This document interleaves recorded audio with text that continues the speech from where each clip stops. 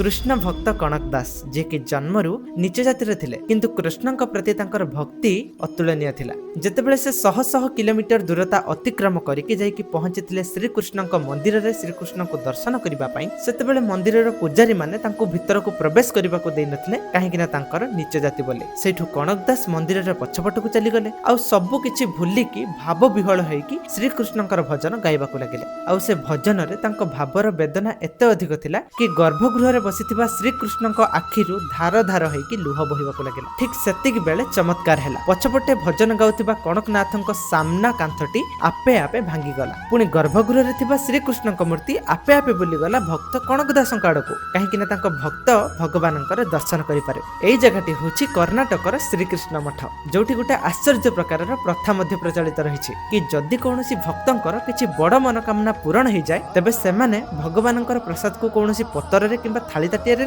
मंदिरर तळे चट्टान रे खांती। तो वर्तमान जो माने श्रीकृष्णଙ୍କର सच्चा भक्त से माने कमेंट करके लिखिबे जय श्री कृष्ण।